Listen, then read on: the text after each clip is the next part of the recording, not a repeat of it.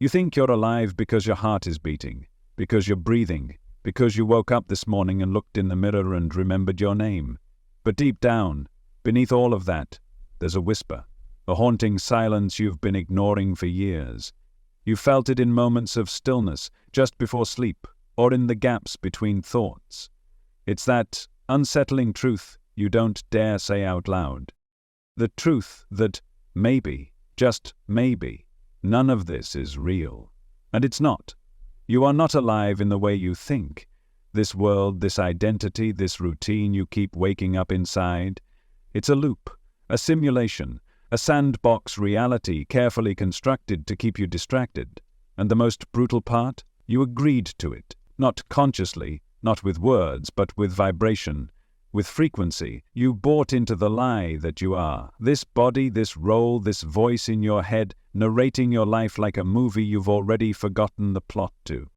You were born into a story, but that story didn't begin at birth. It began when you forgot who you really are. That moment you cried for the first time wasn't the beginning of life. It was the moment the veil dropped. And from that day on, you've been trying to remember something. Something that pulses just beneath your skin, like a dream you can't quite recall. Something ancient, eternal. There's a reason why no matter how much success you achieve, no matter how many people you impress, something always feels incomplete. It's because you're trying to build a life inside a graveyard, a hologram, a carefully rendered reality programmed to give you just enough comfort to stop you from questioning. But you did question, didn't you? That's why you're here. That's why you're hearing these words right now, because a part of you is already starting to remember. The system you live in doesn't just feed you food and entertainment. It feeds you illusions, time, death, identity. It teaches you to fear the end while hiding the beginning. You've been programmed to believe that death is something that happens at the end of life. But what if I told you the moment you accepted the illusion, the moment you mistook this simulation for yourself, that's when death occurred? Because real life, true life, is not something that can be touched or named or documented. It's not found in photos, timelines, or certificates. It's the unnameable awareness watching it all. And that awareness is you. Not the you with a name and a past. Not the you who went to school, got hurt, made mistakes, and built dreams. I'm talking about the observer behind your eyes, the one who never speaks, but always sees. The presence that was there before language, before pain, before the mirror, taught you who you were supposed to be.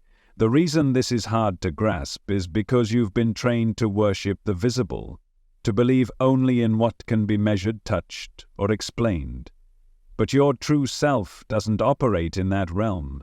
It can't be seen because it's the one doing the seeing.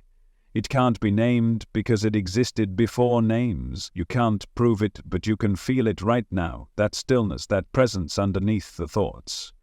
That is you. That is life. Everything else is noise. So let me ask you, what is it that dies when you die? The body? Sure. But your body isn't even static. It's been regenerating, changing, dying, and rebirthing every 7 years since you were born. Every cell, every molecule, impermanent. And your mind? That's just thought. Thought that comes and goes like weather patterns in the sky. Emotions too. One moment you're sad, the next you're laughing. Where did either of those feelings go? Were they ever real? Or just temporary fluctuations in a field of awareness that never changes? You see, the only thing consistent throughout your entire life is the watcher, the presence, the one listening to this right now. And that presence was never born, which means it can never die. But you've forgotten that. And that's okay, because forgetting is part of the design. You had to forget in order to experience, in order to feel separation, identity, and contrast. That's what this realm is. It's the realm of forgetting, a place where source comes to pretend it's not source, where eternity plays dress-up as time, where the infinite wears a mask called you. But here's the danger. Most people never remember the game. They become the mask. They fall so deep into the story that they think it's real. They spend decades building a persona, defending it, nurturing it, terrified of losing it, but that persona is already dead. It was born of illusion, and you've been dragging its corpse through life like a badge of honor. It's not your fault. The system rewards sleep.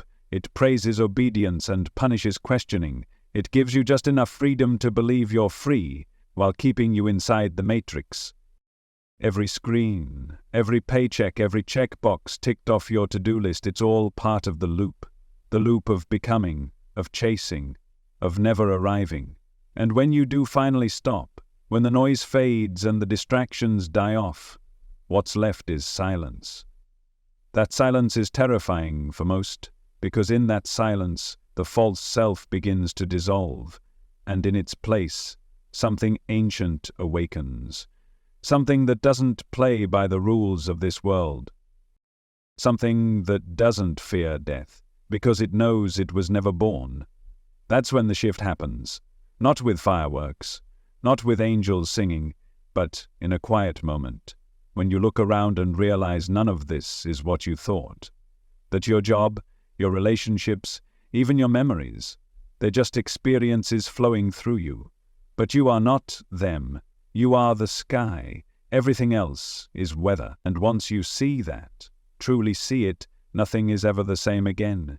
The moment you begin to recognize the illusion is the moment the illusion starts to lose its grip.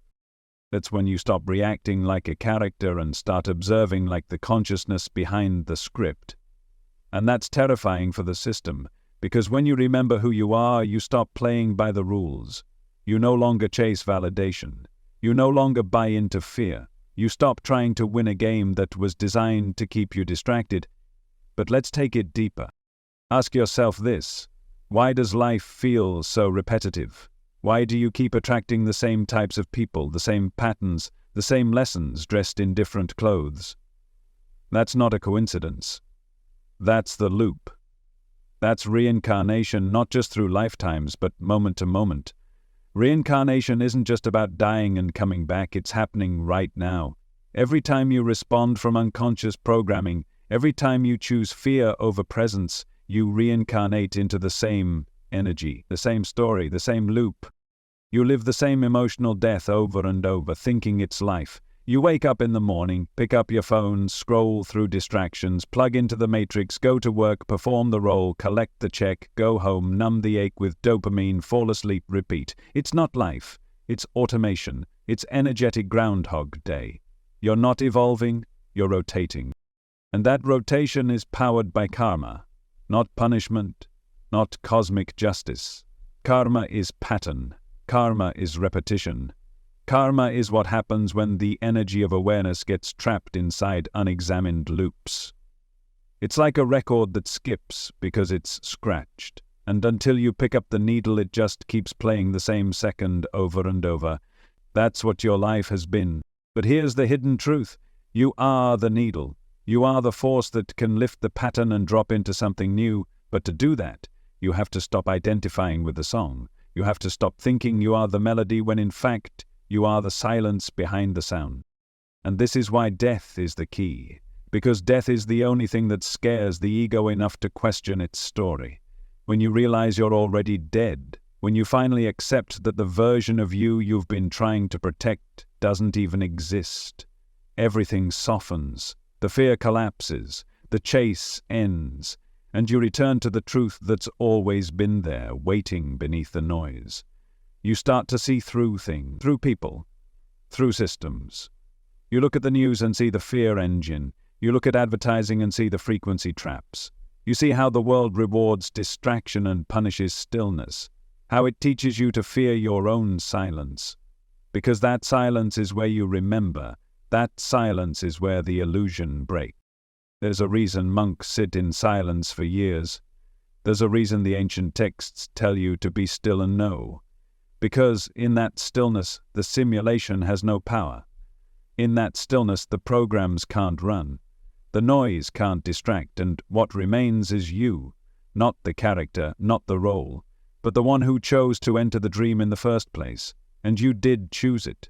On some level far beyond your current memory, you chose to descend into this density.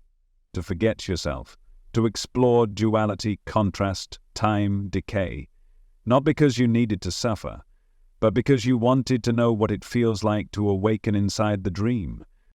That's the only true game, the moment of remembrance. But the longer you stay asleep, the harder it becomes to remember. Because the illusion doesn't just trick your eyes. It starts to feel comfortable, predictable, and even though your soul is screaming for something real, your mind will settle for what feels safe. That's how the loop feeds itself. It feeds on your fear of the unknown, on your desire to be accepted, on your need to be liked, approved of, successful.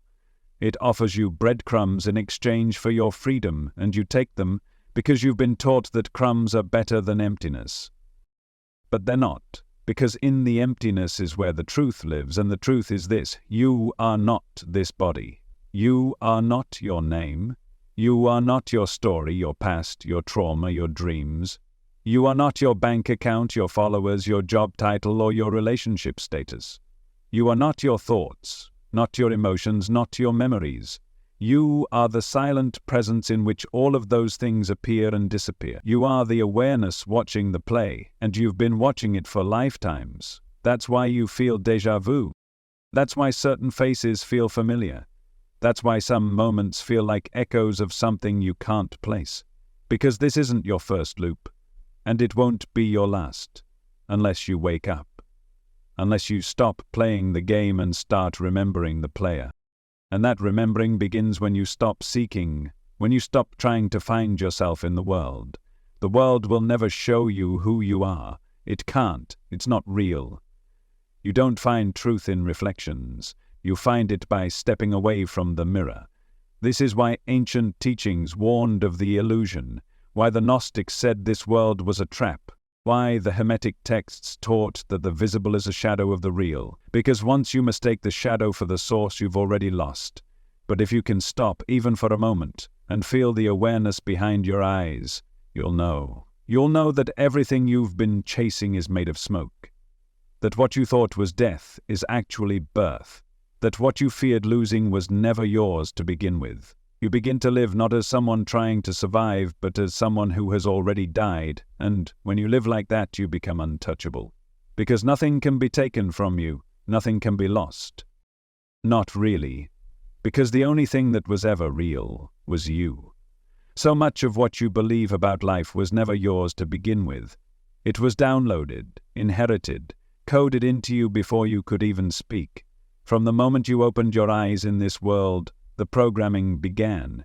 You were taught what to fear, what to chase, who to be.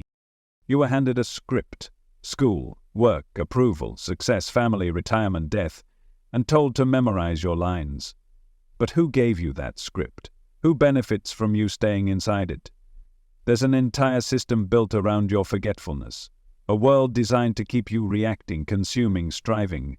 Because as long as you're lost in the motion, you'll never pause long enough to notice the walls. The media floods your mind with distraction. The culture idolizes ego, the institutions condition obedience, and the whole time you're told this is freedom, that having more choices on the menu means you're awake. But the menu is inside the prison. You don't realize it until you push the plate away. Ancient civilizations knew this. They weren't primitive, they were profound. They understood that this realm is not the end game, it's the middle, a bridge between dimensions, a dream nested inside another dream. That's why the esoteric schools taught secrecy, not because they wanted power, but because they knew the truth can't be forced, it has to be remembered. And when people start remembering, the illusion cracks. That's why knowledge had to be buried, hidden, burned. The Gospel of Thomas, for example, was left out of the Bible for a reason, because it didn't preach salvation through an external savior. It whispered a different message, one that made the gatekeepers shake. It said, "If you bring forth what is within you, what you bring forth will save you. If you do not bring it forth, what you do not bring forth will destroy you." That's the truth they didn't want spreading.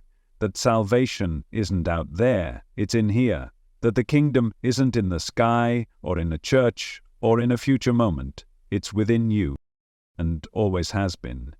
You were never meant to worship, you were meant to remember. But to remember, you have to first face the amnesia. You have to look directly at the programming that shaped your entire perception. You have to question every belief you hold dear, every assumption you've never challenged. You have to dig through the layers, race, gender, nationality, religion, trauma, pride, and see what's left when all of it is gone. Most people can't do that. They're too attached to the mask, too invested in the illusion. They confuse comfort with truth, and so they settle. They live lives of quiet resignation. They call it being realistic. They say things like, "It is what it is," but deep down, they feel it. That aching emptiness, that gnawing sense that something is missing. And they're right. What's missing is them. Not the version they became to survive, not the personality crafted from childhood wounds and societal roles, but the real self, the eternal self, the one watching all of this unfold like a lucid dream. You might ask, if that self is so powerful, why forget at all? Why play this game? Because forgetting is how you create contrast. And contrast is how consciousness knows itself. Light only means something in the presence of shadow. Freedom only becomes real when you've tasted bondage. You chose to come here to experience the full spectrum, not to escape it but to wake up within it. It's the ultimate challenge, to enter the illusion so fully that you believe it, and then find your way back, not as a victim, not as a seeker, but as a sovereign being who remembers they were never truly lost. And the map isn't hidden. It's been here the whole time, in the texts they burned, in the traditions they mocked, in the whispers of your own soul. Hermeticism said, as above, so below, as within, so without, not as metaphor, but as literal mechanics. What you perceive as external is a mirror. The chaos in the world, it's the projection of your internal war. The suffering, a reflection of unconscious loops left unresolved. When you heal what's within, the outer begins to shift.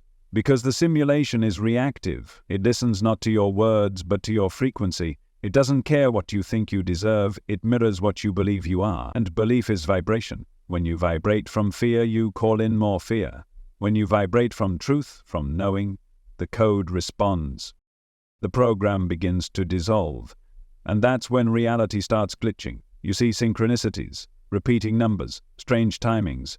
You think of someone and they call, you speak something and it shows up, not because you're suddenly magical, but because the simulation is no longer hiding itself. The veil thins, you begin to notice the cracks. The subtle ways reality bends around presence, around remembrance, and in that moment, you face a choice. You can go back, plug in, pretend you didn't see it, chase comfort, approval, normalcy, or you can keep going, deeper, into the unknown, into the silence, into the truth that nothing here is what it seems, and you were never who you thought. That path isn't easy. It will strip you bare. It will destroy your identity, your ambitions, your attachments, not to punish you, but to set you free. The self that dies on the path is the self that was never real, and the one that remains, that's who you've been this whole time.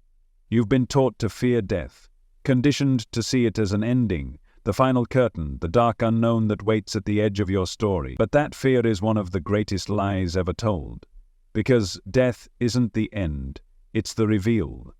It's the moment the illusion collapses and the truth stands naked before you. Not something to mourn, not something to escape, but something to understand. When the body dies, what you call you doesn't vanish.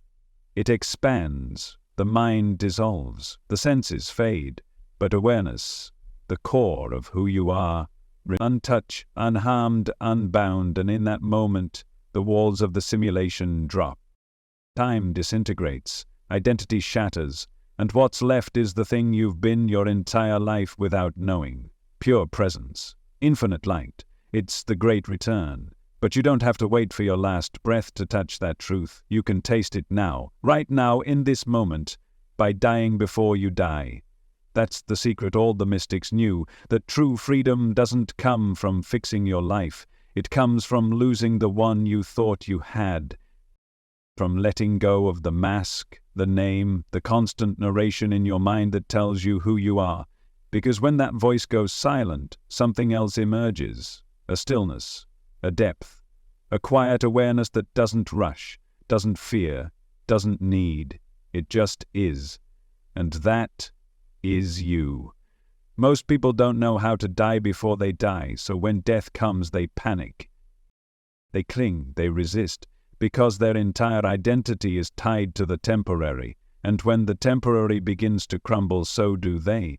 But those who've seen through the illusion while still in the body, they meet death with open arms. Not because they want to leave, but because they understand they were never really here. And that's when everything changes. Near-death experiences are more than strange stories. They're cracks in the code, moments when the veil thins and someone catches a glimpse of what lies beyond the simulation, a tunnel of light, and a review of one's life, a feeling of profound peace. Not because of chemicals in the brain, but because the program momentarily shuts down and the soul remembers. And what does it remember?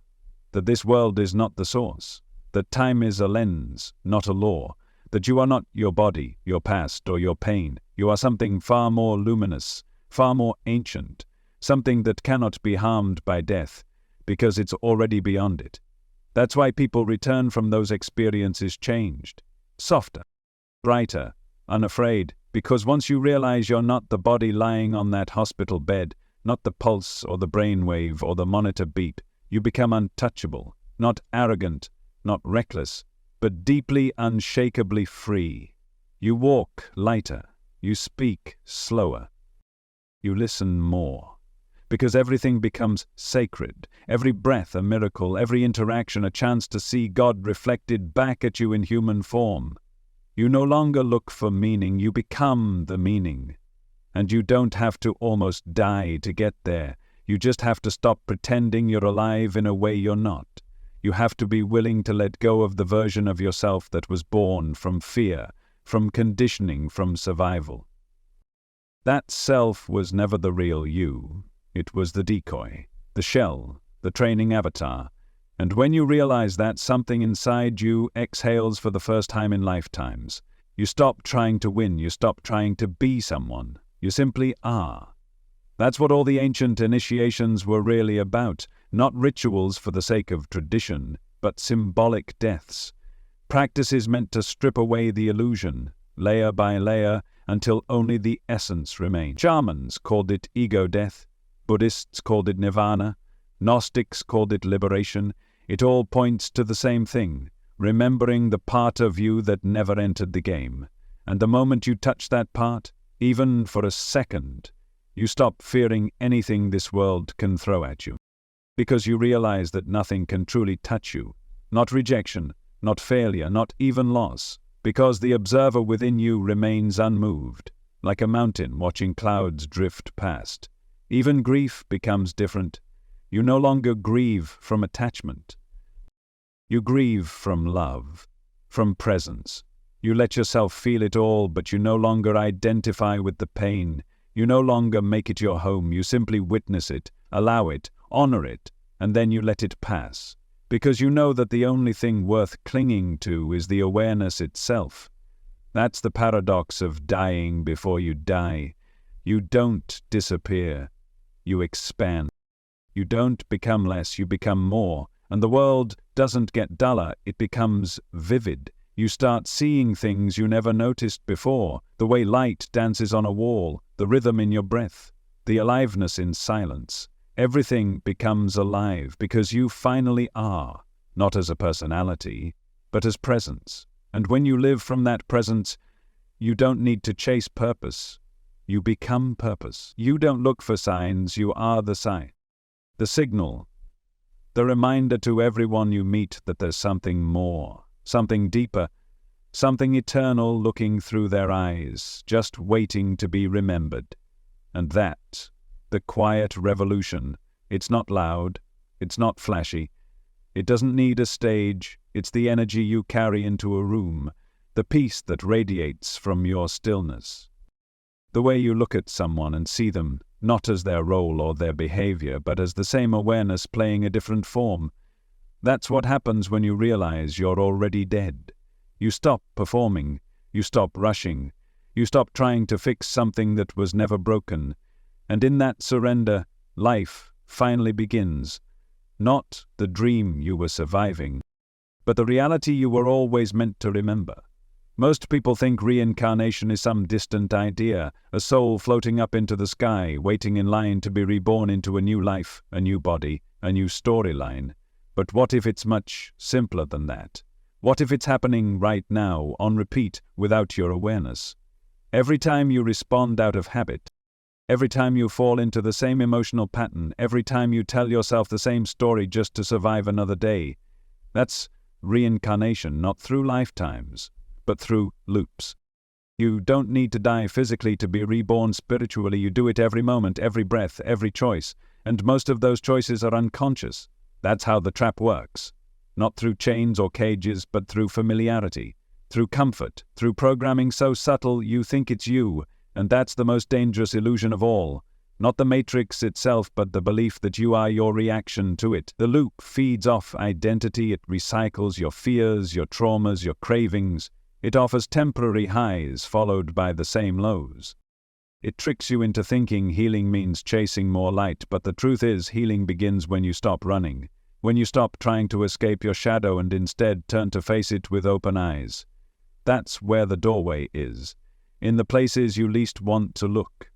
You've been told that pain is a problem, that discomfort is something to fix, but in this simulation, pain is code, it's a message. A glitch in the matrix designed to show you where you're asleep. Every moment of suffering is a breadcrumb leading you back to the truth. Not because you deserve to suffer, but because you deserve to wake up. And if you felt like you've been stuck in the same emotional storm over and over again, it's not a curse. It's a sign that the lesson hasn't been integrated, that your awareness is still trying to pierce through the veil. Because once you see it, once you stop identifying with it, it no longer owns you. It dissolves like smoke, and the energy trapped inside that loop becomes available again. You reclaim it, and with it, you reclaim your freedom.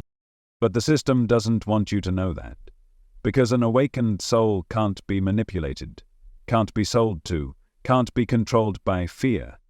That's why your awakening is the most revolutionary act you can perform, not protesting, not fighting the system with its own tools, but simply remembering who you are beneath it all.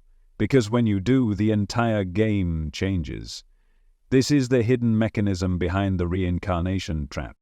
It's not about punishment, it's about resonance. The frequency you die with is the frequency you return to. If you leave this body in fear, confusion, regret, that's the energy that shapes your next incarnation. Not because someone judges you, but because you bring yourself right back to the same vibration. It's like an echo chamber, a loop of your own making. And until you break the pattern keeps becoming you. But here's the power they didn't tell you about. Awareness breaks the loop. Conscious presence unhooks you from the frequency field. You don't have to fight it, you just have to see it clearly. Because the moment you become the observer instead of the reactor, the energy starts unraveling, the story collapses, and something far more real begins to emerge. You start to notice how your reality bends around your perception, how the things you once thought were fate were really feedback loops, reflecting the unresolved parts of you. How your relationships mirror your self-worth, how your environment echoes your internal world. Nothing outside of you is random, it's all a projection, a living map of your inner frequency. So ask yourself, what story have you been broadcasting? What loop have you mistaken for life? What mask have you worn for so long you forgot you were wearing one? You don't need to become anyone. You need to unbecome everything you're not. That's what awakening really is. Not the addition of new information, but the subtraction of lies, of identities, of roles, until only truth remains. And that truth doesn't need to be spoken, it radiates, it lives through you, not as performance but as presence. And when you walk through the world like that, everything starts shifting. People feel it. Circumstances bend. Time flows differently.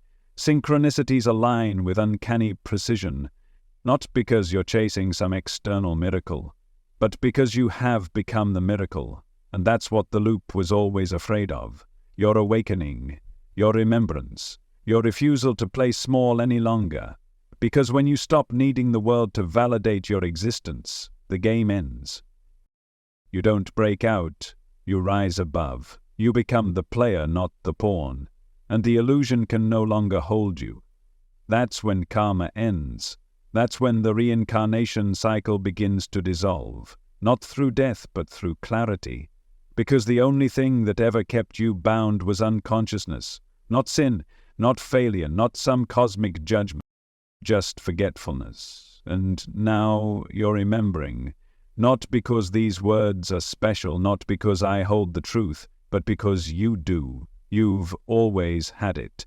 Buried beneath years of programming, fear, shame, and distraction, but it's still there, and now it's rising, like a tide that can't be stopped, like a fire that no longer wants to be contained. This is your return, not to something new, but to something ancient, something eternal. The part of you that was never born and can never die. The part that doesn't exist in time. That's why, once you remember, you feel peace. Not the kind that comes from things going your way, but the kind that comes from knowing you are already whole, and that nothing in this world can change that. Not death, not loss, not even the end of everything. Because once you realize you're already dead, the shift happens, and what rises in its place is you. At first the shift is subtle. You don't wake up floating. You don't grow wings or speak in sacred tongues, but something feels different. You no longer rush to explain yourself. You no longer grip so tightly to opinions, outcomes, or old versions of you that were built just to survive. You start letting them fall away, not with fear, but with relief, because deep down you sense the truth. You were never meant to carry all of this. All of these identities, these layers, these masks. They were tools, costumes, temporary garments worn by consciousness to explore form, but you mistook them for who you are. You wore them for so long you forgot they were ever optional. But when the shift happens, you begin to peel them off, one memory at a time, one belief at a time. And what's underneath is silence, not emptiness, not numbness, but a sacred still presence. A presence that doesn't need to be loud to be powerful. A presence that doesn't have to prove anything to exist. It just is, always has been. You begin to realize that this presence has been watching your whole life unfold. It's never left. It never judged. It just watched. Patiently, lovingly, waiting for you to notice it. And now you do. You feel it in the space between your thoughts. In the breath you take without effort. In the moment you stop chasing and start listening. The observer, the witness, the awareness that isn't affected by what it observes. It sees your grief, your triumphs, your confusion, and your clarity all with the same calm gaze. It's not cold. It's infinite love without condition. A love that doesn't need you to be anything but exactly as you are. When you live from that place, something miraculous happens. You stop reacting to life. You begin responding from presence. You stop needing to control what comes next. You trust the unfolding. You move slower. You listen more. You become a vessel for something greater than thought. And your energy changes. You're no longer leaking power into stories that never belonged to you. You're no longer giving your life force to a false self built from survival mode. You're reclaiming your breath, your stillness, your clarity, and the world feels it. People may not understand what's different about you, but they'll feel it. They'll be drawn to you without knowing why. Some will be confused by your peace. Others might even feel threatened, because when you no longer feed the drama, the egoic games, the illusion, they have nothing to grip. And people who still live in the illusion will either attack what they don't understand or reach for it desperately. But you don't react either way, because you know it's not personal. It's all just energy, moving through forms, searching for itself in every interaction. You start to see through everything, through smiles, through anger, through small talk, through roles. You look into someone's eyes and you see the child, the pain, the soul. You no longer take things at face value. You see the frequency behind the words. You feel the truth that's not being spoken. And you respond to that, not to the surface, but to the soul behind it. And yet, you're more grounded than ever. This isn't about floating away or escaping the world. This is about finally being here, fully, not lost in the mind, not dissociated in fantasy, but rooted in the now, where everything real lives. You eat with presence, you speak with intention, you walk through a grocery store like it's a temple, because you've seen behind the veil and you know the sacred is not somewhere else. It's here, in every moment. You no longer need grand signs from the universe. Every leaf, every gust of wind, every random encounter becomes a message. Life becomes the oracle. You begin to realize that everything you once feared losing was only ever passing through, that what's truly yours can't be taken, that no role, no title, no relationship defines your worth. You were already whole before any of it arrived, and you'll be whole when all of it is gone. That's the freedom they don't teach you. The kind of freedom that doesn't shout, the kind that doesn't need to convince or convert, it just radiates, quietly, boldly, truthfully. It lives in your stillness, in your presence, in the way you hold space for life without needing it to be different. And you begin to live as if you've already died, not in a morbid way, but in a liberated way. You stop waiting to be ready, waiting for the perfect moment, waiting for permission. That kind of waiting belongs to the mind, but you are no longer the mind. You've stepped beyond the thinker into the witness, beyond identity into awareness, beyond illusion into presence. And when you live like that, you become a mirror for others. Not a teacher, not a savior, just a presence that reflects back to them what they forgot inside themselves. You don't need to speak in riddles. You don't need to wear white robes or chant on mountaintops. You just live, fully, humbly, openly, and that alone changes everything. Because now, death is no longer something you fear, it's something you understand. It's the dissolving of the false into the truth. It's the exhale after lifetimes of holding your breath. It's the clearing of a dream you never meant to get lost in. And when it comes, you won't cling, you won't resist.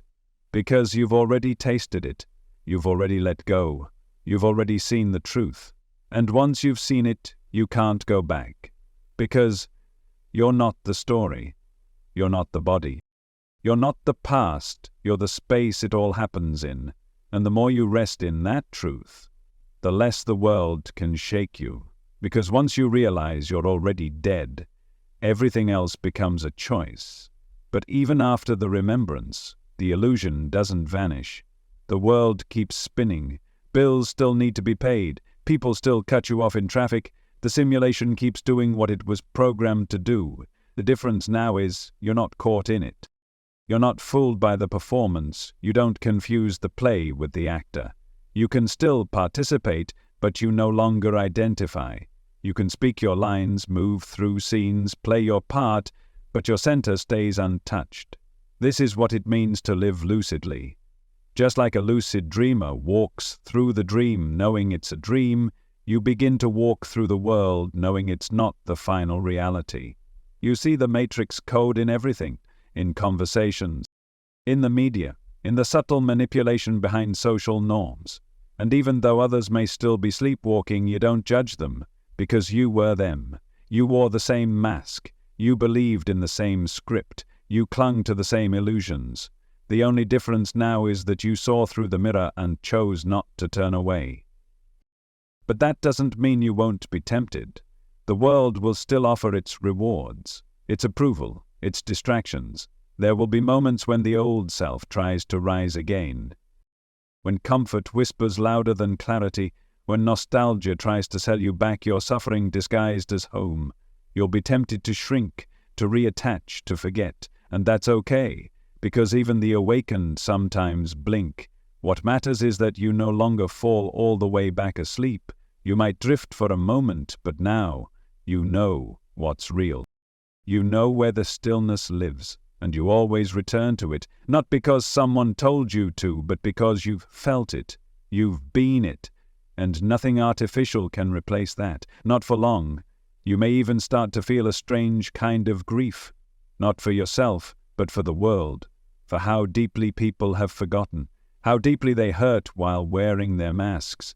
You'll see the child in the stranger, the wound behind the anger, the soul behind the addiction, and it'll break your heart open, not in despair, but in compassion, because now you understand.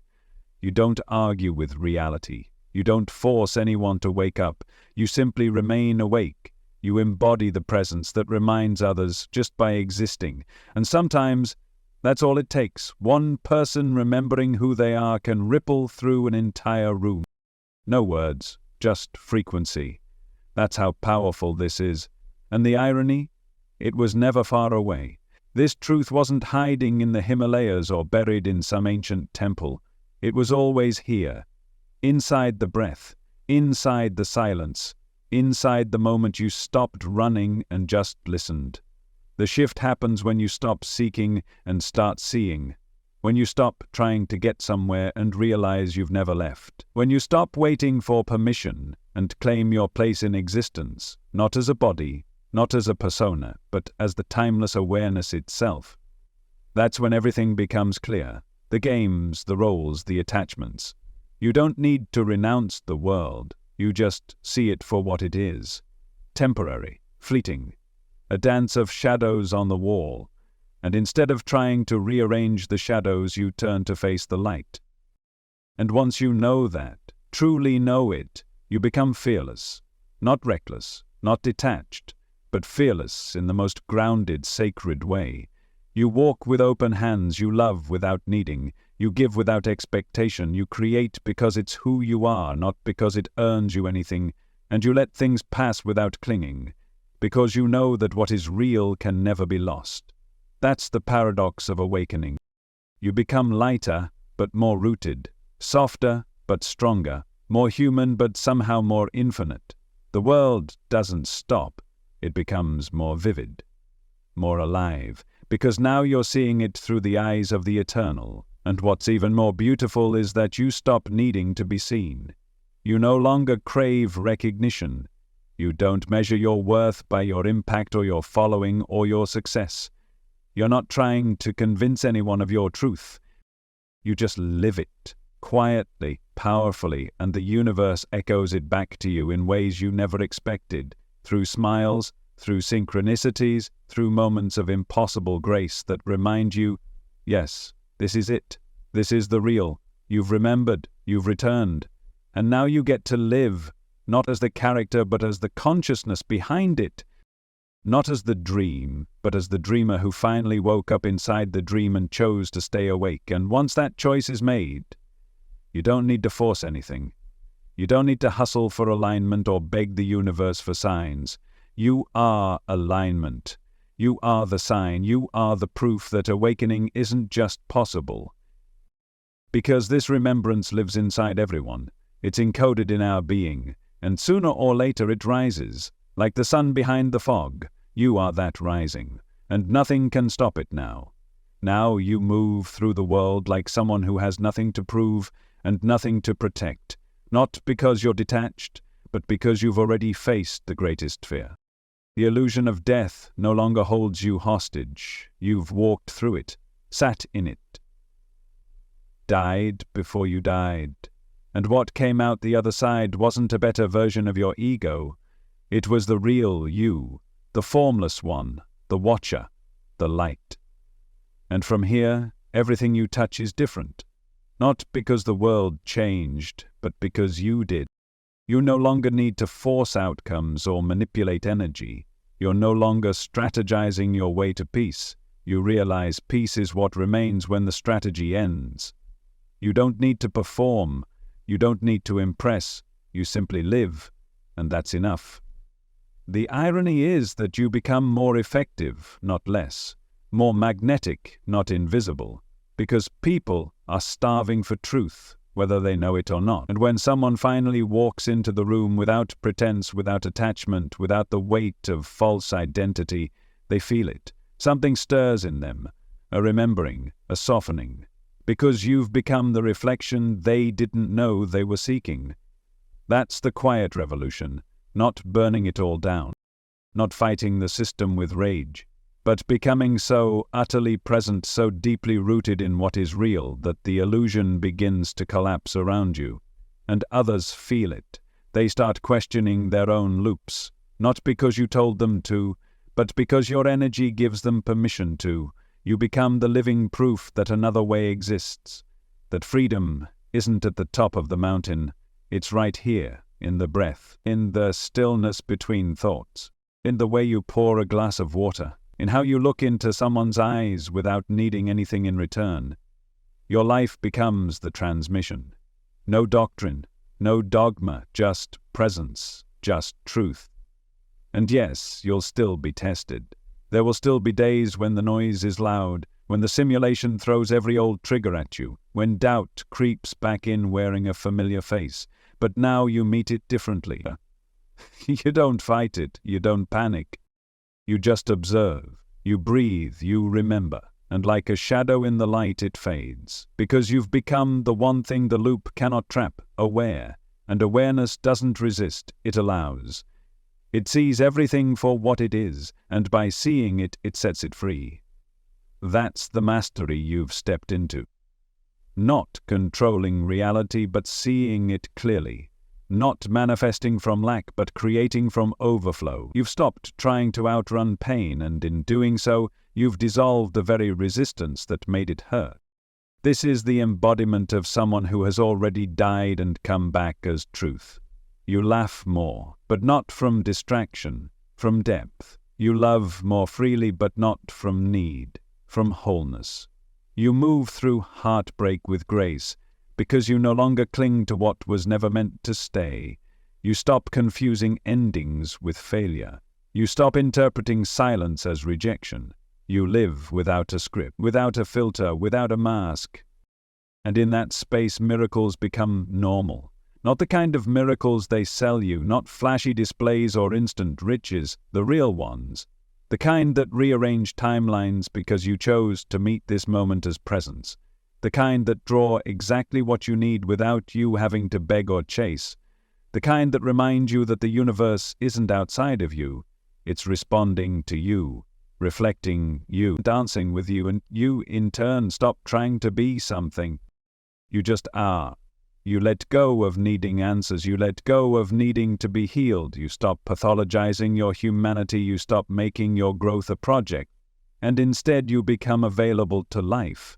You meet it as it is, not as you want it to be. And that availability opens doors you couldn't have planned, because presence doesn't hustle, it invites.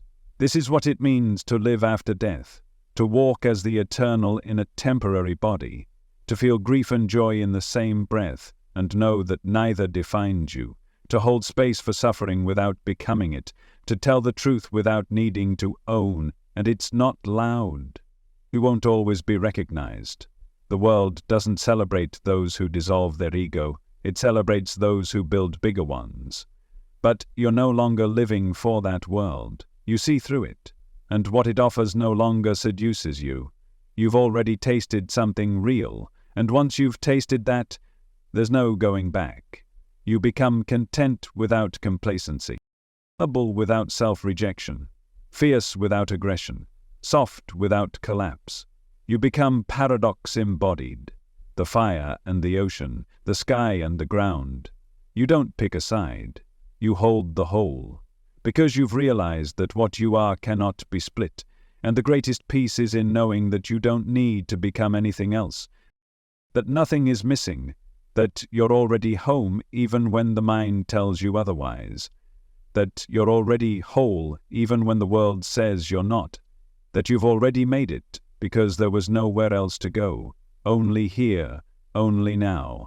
And that's where the light lives, not in the next lifetime, not in some final reward, but in this exact breath, when you stop searching and simply are. That's when the veil lifts. That's when the story ends. That's when the real you steps forward, not with fanfare, but with quiet certainty.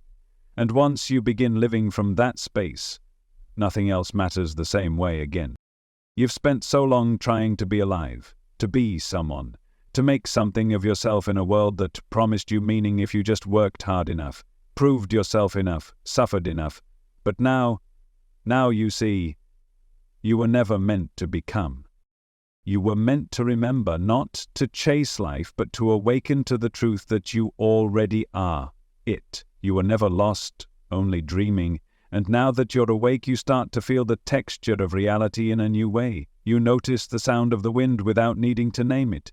You taste your food without rushing to the next bite. You hold eye contact longer, you breathe slower, and you realize this is what they meant by presence. Not some spiritual buzzword, but the full saturation of your soul in every ordinary moment.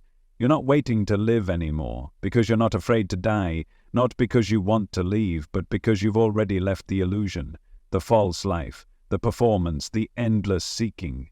And what's left is simple, quiet, so alive it almost hurts. You become the awareness behind your own voice, the stillness behind every thought. And when emotions come, you let them come, not as problems, not as enemies, but as waves moving through your field, energy in motion. You feel them fully, but you don't become them. You're no longer attached to the story. You're no longer the one being tossed in the storm. You are the ocean, watching it all with open arms. And when you meet others, you meet their soul first. You stop talking to the mask. You speak to the eternal behind their eyes, sometimes with words, often without, sometimes just with presence, and in doing so you remind them, without saying a thing, that they are not their pain, that they are not their failures, that they too are the light, pretending to be a person for a little while. And when people leave, when chapters close, when doors shut, you don't resist, you don't beg, you bless. Because you know everything is moving exactly as it should. You stop calling things good or bad. You just feel what they bring. You stop needing closure. You stop needing answers. You trust the unfolding. Because you trust yourself. You don't live through the lens of the wounded child anymore. You've held that child in your arms. You've let them cry. You've loved them back to wholeness. And now you walk with all versions of yourself as one, no longer fragmented. No longer searching for permission. You are your own home, and from that home you create. Not for applause, not to be seen, but because creation is your nature, because the divine expresses through you when you stop trying to control it, when you stop editing your soul. You speak, write, dance, build, not to be significant, but to be real, to be empty enough that source can pour through, and life becomes art, even the pain. Even the loss, even the ordinary things you once called boring, now they shimmer, because now you're paying attention. You've stopped waiting for something bigger. You see that nothing is bigger than now. And even when fear visits, and it will, you no longer tremble. You let it sit beside you. You offer it tea. You don't exile the shadow. You don't wage war on your own humanness. You bow to it. You hold space for it. You let it move through you until it turns to light. That's real mastery, not perfection, integration. And as you walk through the world, you start to feel the ancient ones walking with you, the parts of you that have lived 1,000 lifetimes, the ancestors that whisper through the trees, the inner voice that no longer shouts, because now you're listening. You feel yourself as part of something vast, a web of presence, a lineage of souls who've been dying and remembering since before time began. And you are here now, in this body, in this moment, not by accident, but by divine orchestration, not to sleep, not to perform, but to awaken and to live as the awakened, silently, powerfully, without needing credit, without needing anything, just being the light that can't be turned off, even in the darkest room. You've already died. You've already let go of who you were never meant to be, and now life begins. Not the illusion of life, not the performance of aliveness, but the real thing, presence, clarity, truth. You're not waiting for the shift anymore, you are the shift. And every breath you take in that remembrance is an act of rebellion against the systems built to keep you asleep. You are no longer just alive. You are awake, and that changes everything.